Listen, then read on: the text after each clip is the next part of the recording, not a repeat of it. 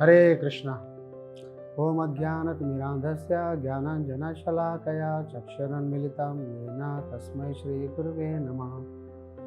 नमो विष्णुपादाय कृष्णप्रेष्ठाय भूतले श्रीमती भक्तिवेदांत स्वामिनिति नामिने। नमस्ते सरस्वती देवे गौरवाणी प्रचारिणे निर्विशेषा शून्यवादी पाश्चात्य देशतारिणे। जय श्री कृष्ण चैतन्य प्रभु नित्यानंद श्री अद्वैत गदाधर श्रीवासादि गौर भक्त वृंदा। हरे कृष्णा कृष्ण कृष्णा हरे हरे, हरे राम राम राम हरे हरे। हरे कृष्णा। लोग अपने आप को सुखी बनने के लिए सुख के जो वस्तुएं हैं उसको प्राप्त करने के लिए कितनी भागदौड़ कर रहे हैं हम देख रहे हैं। और लोग सोचते हैं कि मेरे पास जितना अधिक धन आएगा उतना मैं हैप्पी से रह सकूंगा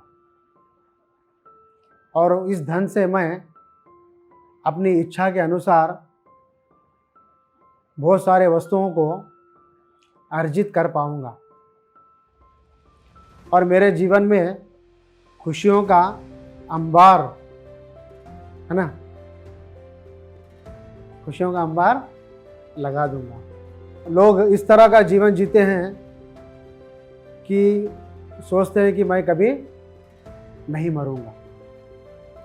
उनका लाइफस्टाइल देखिए, उनकी भाग दौड़ देखिए।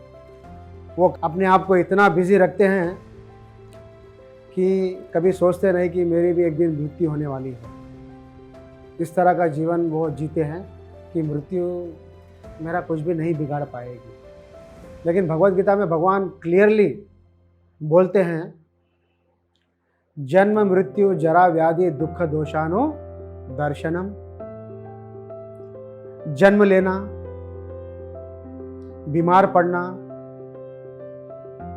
बुढ़ापा आना,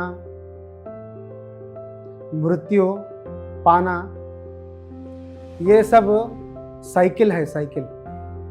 ये आते रहते हैं जाते रहते हैं। इससे मेरा लेना देना क्या है? कुछ भी नहीं है। लेकिन भगवान भगवत गीता में स्पष्ट बोल रहे हैं, जन्म मृत्यु जरा व्याधि दुख दोषानु दर्शनम। भगवान बोल रहे हैं जन्म लेना एक दोष है। ये किस तरह से दोष है? कपिल मुनि भागवतम में सांख्य योग के द्वारा बता रहे हैं, जब पुरुष स्त्री का सांगत्य करता है तो उसके वीर्य जो है सो स्त्री के गर्भ में स्थापित किया जाता है और उसका जो अणु है कुछ महीनों के बाद बेर बनता है। कुछ महीनों के बाद उस शरीर में छोटे से अणु में कुछ छोटे छोटे विकार आते हैं। हाथ बाहर निकलता है, सर बाहर निकलता है और 5-6 महीने में वो थोड़ा बढ़ता है। 7वें महीने में थोड़ा शरीर रूप में आता है। फिर 8वें महीने में, 8.5वें महीने में वो पूरा शरीर प्राप्त कर लेता है। लेकिन देखिए, इसके बारे में थोड़ा सोचिए कि माँ के गर्भ में किस तरह से वो रहता है, इसके बारे में किसी ने नहीं सोचा है। क्योंकि माँ का जो गर्भ होता है उस जगह पर मल मूत्र होता है और बच्चे की अवस्था ऐसी होती है, बच्चा उल्टा लटका हुआ होता है। माँ गरम खाती है तो उसको चुरका लगता है और माँ कुछ ठंडा वस्तु खाती है तो उसे थोड़ा ठंड लगता है। और शरीर के अंदर नाना प्रकार के कृमि होते हैं और वो छोटे से जीव को काटते हैं, उसे प्रॉब्लम करते हैं। और सोचिए आप, एक छोटा सा गर्भ के अंदर 9 महीने रहना, और ऐसी अवस्था में जहां केवल अंधकार ही हो, केवल अंधकार होता है अंदर, केवल दुख के अलावा, पीड़ा के अलावा दूसरा कुछ नहीं होता है। उस पीड़ा अवस्था में वो जीव भगवान से प्रार्थना करता है, कृपा कर कर मुझे इस गर्भ से बाहर निकालिए, मैं बाहर आकर आपकी भक्ति करूँगा। लेकिन जैसा बाहर आता है वो सब कुछ भूल जाता है। देखिए, भगवद गीता में स्पष्ट बता रहे हैं कि जन्म लेना भी एक दोष है। बुढ़ापा है ना, बुढ़ापे में कितना प्रॉब्लम है देखिए आप। कोई भी नहीं चाहता बूढ़ा बनना, लेकिन उसको बनना ही पड़ता है। कितने सारे ब्यूटी सैलून्स खुले हैं, उसका जो है सो वो भरपूर मात्रा में उसका उपयोग करता है, लेकिन फिर भी बुढ़ापा आ ही जाता है, उसको रोक नहीं पाते। कितना भी प्रयास कर लो, बुढ़ापे को आज तक किसी ने रोका है क्या?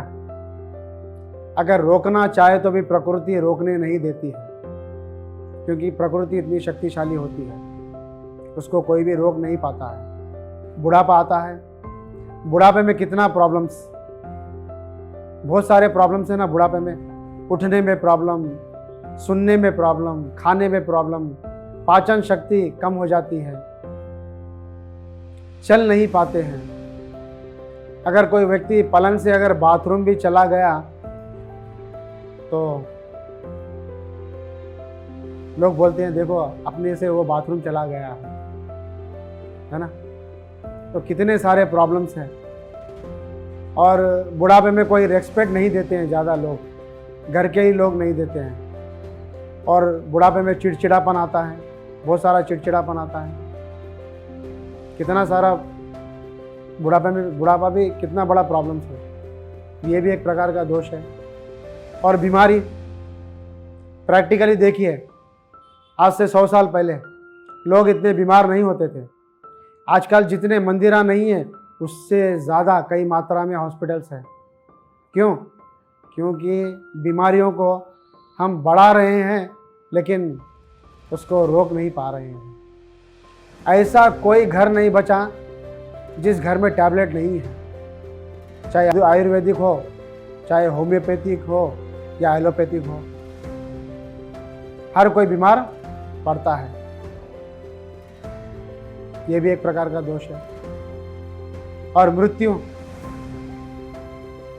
बताया जाता है शास्त्रों में, जब मृत्यु आती है तो कई हजार बार बिच्छू डंक मारता है। जितनी पीड़ा होती है ना, एक बिच्छू जब डंक मारता है तो बहुत सारा पीड़ा होता है।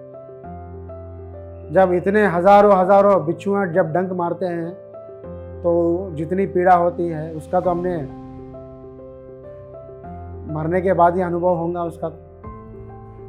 हम देखते हैं, प्रैक्टिकली देखते हैं, जिनकी मृत्यु होती है वो बेड में ही मल मूत्र त्याग देते हैं भय के कारण। तो भगवान बता रहे हैं ये सब चीजों के हम रोज दर्शन करते हैं। जन्म मृत्यु जरा व्याधि दुख दोषानु दर्शनम, हम रोज दर्शन करते हैं। रोज हम देखते हैं कि किसी का जो है सो जन्म हुआ है, किसी का हैप्पी बर्थडे मना रहे हैं, कोई बूढ़ा हो रहा है, कोई बीमार व्यक्ति को देखता है, किसी की मृत्यु होती है तो हम शमशान तक जाते हैं, मृत्यु में भाग लेने के लिए सेरेमनी में जाते हैं।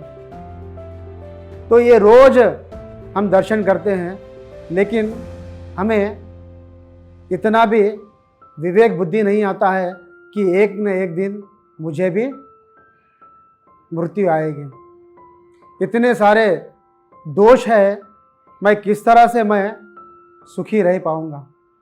भगवान बोलते हैं कि जो भगवत गीता के भगवान के शरणागत होता है, भगवत गीता के मर्म को जो जानता है, वो हमेशा के लिए वो सुखी रहता है, इस जीवन में और इस जीवन की समाप्ति होने के बाद भी। जो भगवान की भक्ति करता है वो इस जीवन में भी वो आनंद में रहता है, और ये शरीर छोड़ने के बाद भी वो भगवान के धाम को जाकर वो आनंद से रहता है। जो बुद्धिमान व्यक्ति है वो क्या करेगा? भगवान की भक्ति को स्वीकार करेगा।